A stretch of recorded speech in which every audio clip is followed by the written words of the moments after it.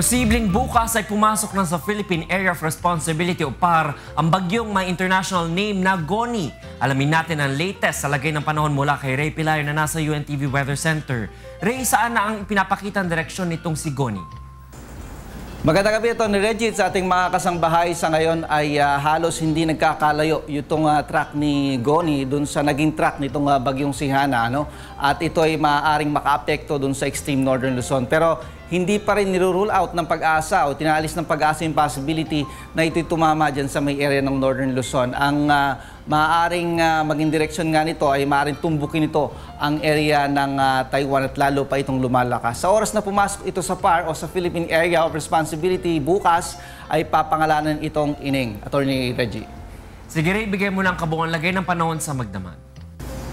Narito po ang maghilagay ng panahon sa mga susunod na oras. Yung pinaka-distansya po ng Typhoon Goni, nasa 1,945 km sa may silangan po yan ng Luzon. Taglay nito ang lakas ng hangin ng 170 kph at yung pagbugso ay abot na po sa 205 km per hour. Kumikilos po ito ng west-northwest sa bilis na 20 kilometro kada oras. Sa akin po, wala pang ang direktang epekto ito sa ating bansa. Pero tinatawag po natin na Intertropical Convergence Zone. Nakaka-apekto po ngayon sa may area ng Visayas at dyan sa may northern Mindanao. Sa forecast po ng pag-asa, ang area po ng Metro Manila at malaking bahagi po ng Luzon ay patuloy po makakaranas ng bahagyang maulap hanggang sa maulap na papawirin at magkakaroon po ng papulupulong mga pagulan, pagkidlat at pagkulog. Sa Science Garden sa Quezon City, bukas maaari pong maitala ang temperaturang 34 degrees Celsius, Tuguegarao po 35, sa Baguio po 17 to 25 at dyan po sa may area ng Puerto Princesa sa Palawan hanggang 32 degrees Celsius. Makulimlim po ang buong Visayas, makakaranas po dyan